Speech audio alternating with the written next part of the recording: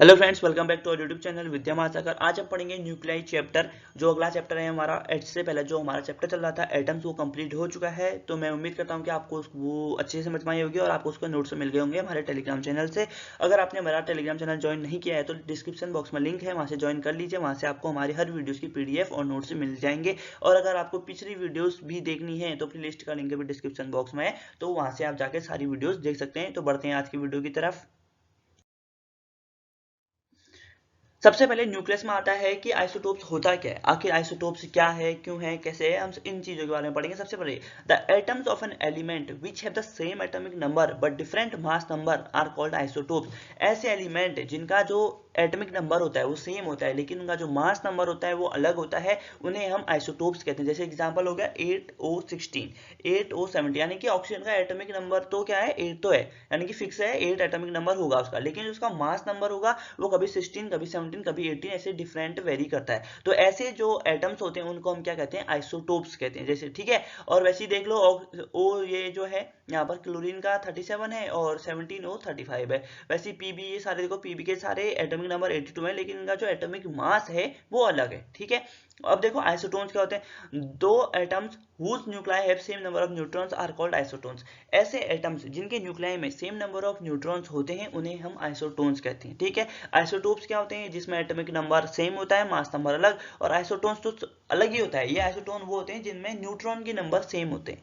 अब आइसोबार्स क्या होते हैं, आइसोबार्स वो होते हैं जिनमें मास नंबर सेम होता है। अब ठीक है, आइसोटोप्स में मास नंबर अलग था तो आइसोबार्स में मास नंबर सेम होता है लेकिन एटॉमिक नंबर अलग होता है। देखो 1H3 और 1He3। ठीक है, जैसे हीलियम का है, हीलियम ये हमारा गलत लिख दिया है, हीलियम का होता है जैसे टू होता है ना, हीलियम का एटॉमिक नंबर 2 होता है। ठीक है, और इसका जो एटॉमिक मास होता है वो 3, और हाइड्रोजन का भी एटॉमिक मास 3 होता है। ठीक है, तो ये चीजें हैं। जैसे देखो आर्गन और कैल्शियम का भी एग्जांपल ले लो, और लिथियम और बेरिलियम का भी एग्जांपल ले लो, जर्मेनियम और सिलिकॉन का भी एग्जांपल ले लो। ठीक हो गया। अब देखो उसके बाद आता है एटॉमिक मास यूनिट। आखिर एटॉमिक मास यूनिट होता क्या है, the atomic mass unit is a very small unit of mass and it is found to be very convenient in nuclear physics.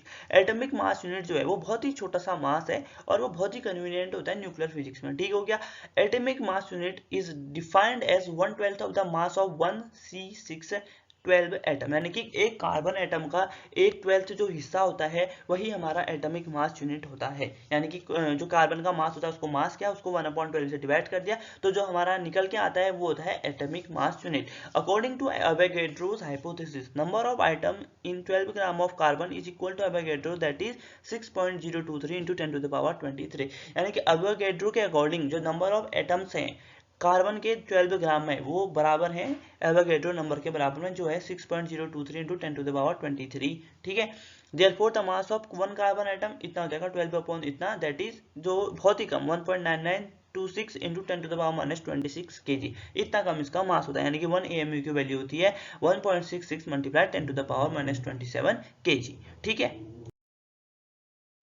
अब उसके बाद आता है energy equivalent of atomic mass unit, यानी कि एटॉमिक मास यूनिट से जो energy होती है उसके इक्विवेलेंट वो क्या होती है। ठीक है, जैसा कि हमको पता है आइंस्टीन की मास एनर्जी इक्वेशन से E = mc² होता है, जहां पर c आपकी क्या है, स्पीड ऑफ लाइट, ये आपको पता है। ठीक है, और जो मास है यानी कि 1 AMU जो होता है वो होता है 1.66 इंटू 10⁻27 kg, और c आपको क्या होता है, स्पीड ऑफ लाइट होती है तो 3 इंटू 10⁸ नियरली वही होता है। तो हमने 1 AMU निकाला, दोनों को मल्टीप्लाई करके तो हमारा आया 1.49 मल्टीप्लाई 10⁻10 जूल। ठीक है, ये हमारा आंसर आ गया। इसके बाद फिर यहाँ देखो 1 MeV क्या होता है, 1 MeV यानी मिलियन इलेक्ट्रॉन वोल्ट होता है। अब इसको 1.6 से 6 इंटू 10⁻13 जूल होते हैं, तो हम इसको जब कन्वर्ट करेंगे तो 1.49 इंटू 10⁻10, अब हम इसे डिवाइड करेंगे तो लास्ट में हमारा जो आता है 1 AMU वो आएगा 931.5 मिलियन इलेक्ट्रॉन वोल्ट। ठीक है, तो उसकी जो एनर्जी होगी वो होगी 931.5 मिलियन इलेक्ट्रॉन वोल्ट। उसके बाद आता है nuclear size. The volume of the nucleus is directly proportional to the number of nucleons constituting the nucleus, यानी कि जो न्यूक्लियस का जो वॉल्यूम होता है वो डायरेक्टली प्रोपोर्शनल होता है न्यूक्लियॉन्स के ऊपर डिपेंड करता है। ठीक है, यानी कि उसके मास नंबर पर डिपेंड करता है कि उसका वॉल्यूम कितना होगा। If r is the radius of the nucleus having mass number a, अगर मास नंबर a है और r उसका रेडियस है तो जो वॉल्यूम होगा 4/3 pi r cube directly proportional to a होगा, और जो r है वो डायरेक्टली प्रोपोर्शनल होता है a का 1/3 से, a होल 1/3 यानी कि क्यूब रूट ऑफ a। तो r equal to r naught a by a 1/3। ठीक है, जो प्रोपोर्शनल का साइन था उसे हमने इक्वल बना के r नॉट ऐड कर दिया। अब उसके बाद आती है nuclear density. Mass of the nucleus of the atom of a mass number a is AMU equal to इतना, if r is radius of the nucleus then volume of nucleus equal to 4/3 pi r cube. अब r cube की जगह वाली value रख देंगे जो हमने अभी निकाल रखी है, ठीक है, क्योंकि हमने आर क्यूब की वाली वैल्यू निकाल रखी है ना, तो ये वाली आर क्यूब की जगह वाली वैल्यू रख देंगे और 4/3 पाई आर नॉट ए आ जाएगा हमारा, ठीक है। अब आर नॉट की वैल्यू हम 1.1 10 टू द पावर -15 मीटर लेंगे और रो डेंसिटी का फॉर्मूला ये लगा के जो लास्ट में हमारी जो डेंसिटी होगी वो निकाल लेंगे 2.97 into 10 to the power 17 kg per metre cube, ये आपकी क्या आ जाएगी डेंसिटी। अब आता है हमारा मास डिफेक्ट। मास डिफेक्ट क्या होता है? The difference between the sum of masses of the nucleons constituting a nucleus and the rest mass of the nucleus is known as mass defect. यानी कि जो न्यूक्लियॉन्स हैं वो जो कंस्टिट्यूट कर रहे हैं किस पे, न्यूक्लियस पे, उसका मास और जो रेस्ट मास होता है न्यूक्लियस का, उन दोनों के बीच का जो डिफरेंस होता है उसे ही हम कहते हैं मास डिफेक्ट। अब हमने माना कि जेड एक्स एक एलिमेंट है जहाँ पर जेड प्रोटॉन्स हैं और ए माइनस जेड उसका क्या हो जाएगा, न्यूट्रॉन्स हो जाएंगे, ठीक है। अब ए क्या होता है? आपका मास नंबर होता है, ठीक है, तो वही चीज है, ए आपका मास नंबर, जेड आपका एटॉमिक नंबर, ठीक है। तो मास नंबर से जब आप एटॉमिक नंबर को डिवाइड माइनस करोगे तो आपके नंबर ऑफ न्यूट्रॉन्स निकल आएंगे। तो वहां से जो आपका मास डिफेक्ट का फॉर्मूला आएगा delta M is equal to Z M P plus A minus Z M N minus M N Z X A, ये हो जाएगा, ठीक है। अब बताए the binding energy of a nucleus में भी defined as energy equivalent to the mass defect. अब बाइंडिंग एनर्जी कैसे कैलकुलेट करेंगे? ऐसी एनर्जी जो मास डिफेक्ट के इक्विवेलेंट होगी उसे हम कहेंगे, क्या कहेंगे, बाइंडिंग एनर्जी, ठीक है। इसे हम डिवाइड कर सकते हैं जो हमारा जो वर्क रिक्वायर्ड होगा, यानी कि किसी एक डिस्टेंस, इन्फिनाइट डिस्टेंस पे एक न्यूक्लियॉन है उसको सेपरेट करने में जो वर्क लगता है वही हमारी बाइंडिंग एनर्जी होती है, ठीक है, जिसकी वजह से वो आपस में इंटरेक्ट करते हैं। फिर है if delta M is mass defect, अगर डेल्टा एम मास डिफेक्ट है then according to Einstein mass energy relation, तो डेल्टा एम मास डिफेक्ट है तो आइंस्टीन की जो इक्वेशन होती है E इक्वल टू mc², तो वहां से जो बाइंडिंग एनर्जी हो जाएगी वो हो जाएगी E is equal to delta mc² जो कि जूल में होगी। अब जूल को आप मिलियन इलेक्ट्रॉन वोल्ट में बदलने के लिए 931.5 से मल्टीप्लाई कर दोगे। अब डेल्टा एम की वैल्यू आपको पता है, यहाँ पर हमने निकाल लगी है, तो ये वैल्यू यहाँ पर पुट कर दोगे तो आपकी binding energy in million electron volt इतनी हो जाएगी, ठीक है। अब बाइंडिंग एनर्जी पर न्यूक्लियन जो होगी, the binding energy per nucleon is the average energy required to extract one nucleon from the nucleus, यानी कि एक न्यूक्लियन को एक न्यूक्लियस से निकालने में कितनी एनर्जी लगती है उसे ही हम बाइंडिंग एनर्जी पर न्यूक्लियन कहते हैं, ठीक है। अब बाइंडिंग एनर्जी तो पता है अपॉन ए, यानी कि मास नंबर, उस एटम का जो मास नंबर होगा उससे डिवाइड करेंगे। अब पैकिंग फ्रैक्शन भी सेम है, मास डिफेक्ट को जिस एटम का पैकिंग फ्रैक्शन निकालना है उस एटम के मास नंबर से डिवाइड कर देंगे, ठीक है। Natural activity, radioactivity, the spontaneous transformation of an element into another with the emission of some particles or electromagnetic radiation is called natural radioactivity। यानी किसी भी ऑब्जेक्ट का ट्रांसफॉर्मेशन होना, लगातार ट्रांसफॉर्मेशन होना एक फॉर्म से अनदर फॉर्म में, ठीक है, बस किसकी वजह से, एमिशन ऑफ रेडिएशन, यानी कि रेडिएशन को जब वो एमिट कर रहा होगा उसके वजह से चेंज होना एक एटम से दूसरे एटम में, उसे ही हम कहते हैं नेचुरल रेडियोएक्टिविटी। फिर उसके बाद आता है आपका लॉज ऑफ रेडियोएक्टिविटी डीके।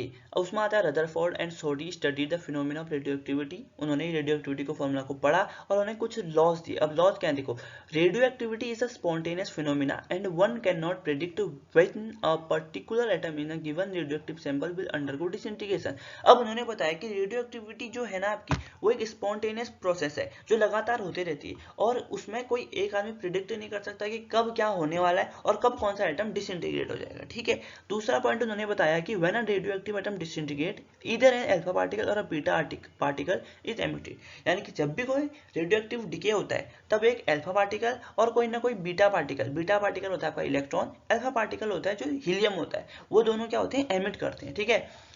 फिर अगला बताया the emission of an alpha particle by a radioactive results in a daughter atom, यानी कि जब एक अल्फा पार्टिकल निकल जाता है किसी भी रेडियोएक्टिव एटम के कारण तो वो होता है एक डॉटर एटम होता है, ठीक है, डॉटर एटम कहते हैं उसको, whose atomic number is 2 units less than and mass number is 4 units less than of the parent atom, और जिसका जो एटॉमिक नंबर होगा वो 2 कम होगा मास नंबर जो एक्चुअल एटम है और 4 मास नंबर कम होगा अपने किससे, पेरेंट एटम से। देखो जेड एक्स से आपका मान लो एक पेरेंट एटम है, उसमें हुआ अल्फा डिके, तो उसका मास नंबर 2 कम हो जाएगा और जो अल्फा 2 नंबर कम हो जाएगा, उसका क्या कहते हैं, मास नंबर उसका 2 नंबर कम हो जाएगा, एटॉमिक नंबर 2 नंबर और मास नंबर उसका 4 नंबर कम हो जाएगा।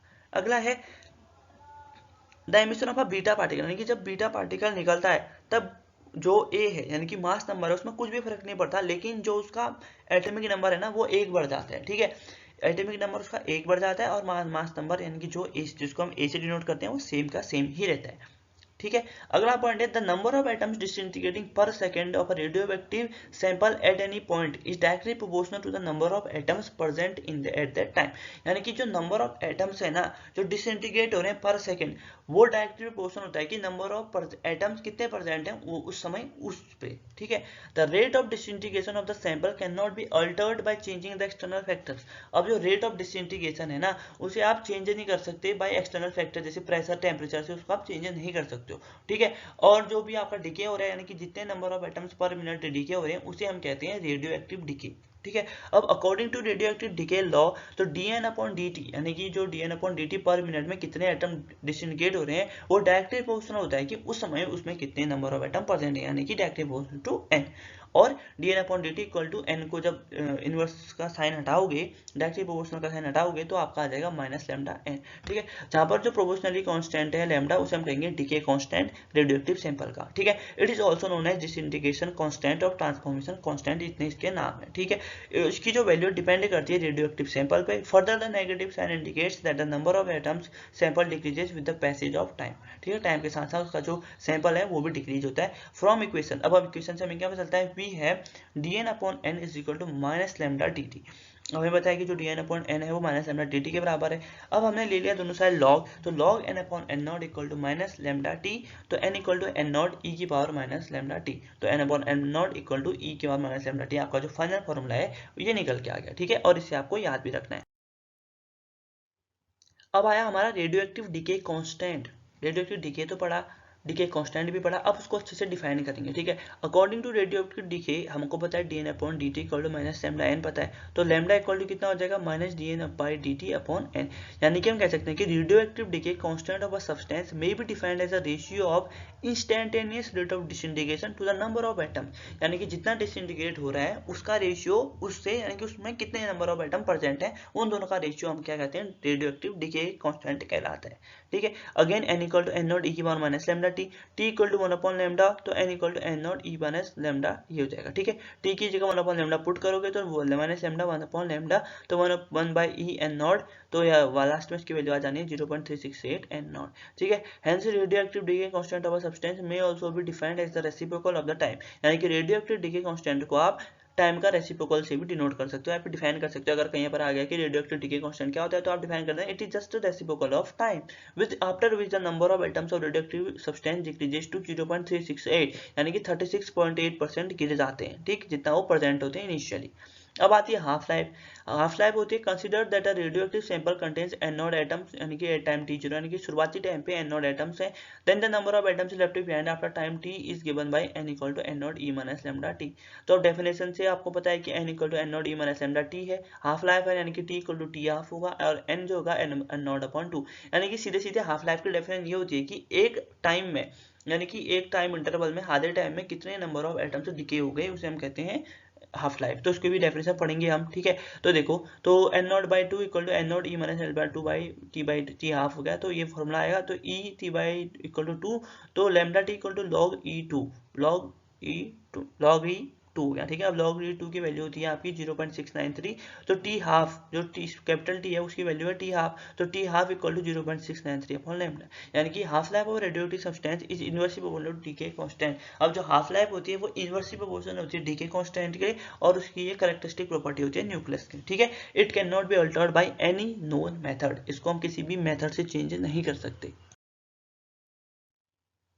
अब मीन लाइफ क्या है, देखो, जैसे हमने हाफ लाइफ पढ़ा कि यानी कि जो हाफ जो टोटल एटम्स है उनमें से आधे एटम को आधे डिसइंटीग्रेट होने में जितना टाइम लगता है उसे हम हाफ लाइफ कहते हैं। वैसे ही मीन लाइफ होता है और एवरेज लाइफ होता है।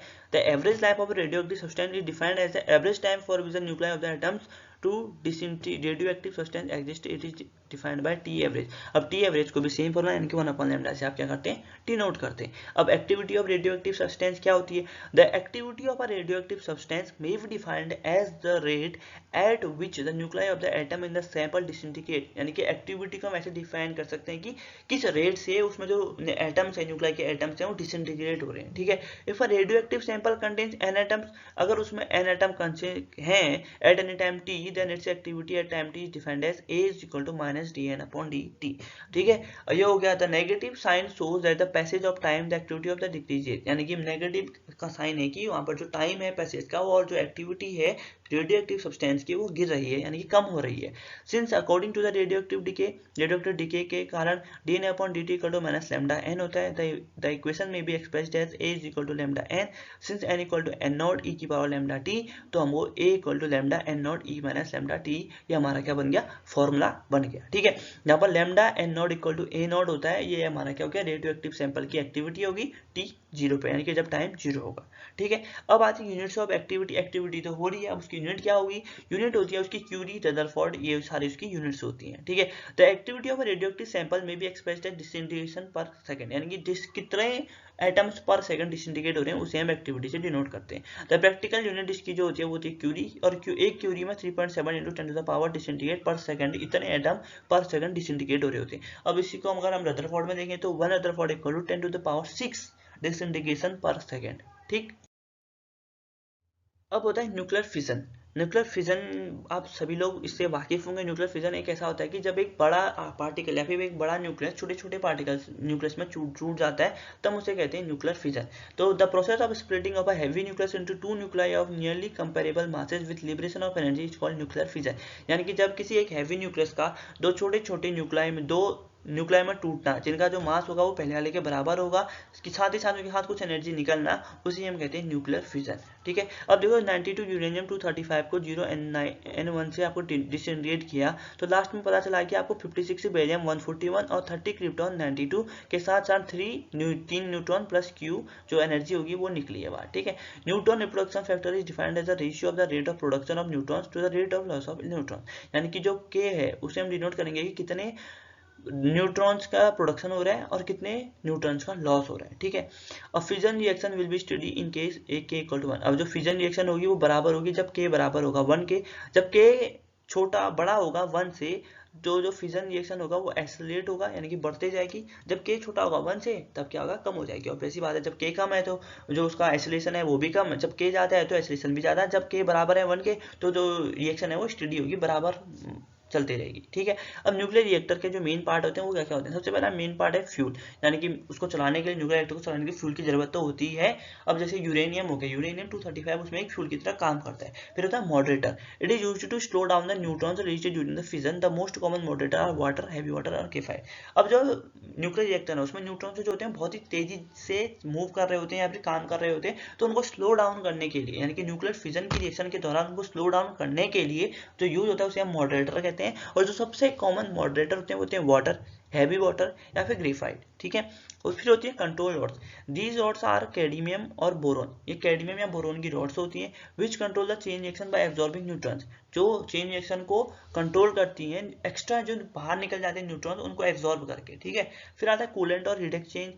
The coolant takes away heat from the reactor core and in turns the water in the heat exchanger to produce steam। ठीक है, अब जो कूलेंट होता है ना उसमें जो गर्मी पैदा हो जाती है अंदर रिएक्टर के अंदर, तो उसको अपने में एब्जॉर्ब करता है, फिर उसके बाद जो गर्मी होती है उसको स्टीम बनाने में क्या करता है, यूज करता है। ठीक है, द कॉमनली यूज्ड कूलेंट जो होते हैं वो होते हैं लिक्विड सोडियम या फिर हैवी वाटर। ठीक है, हैवी वाटर का बहुत जगह यूज हो रहा है।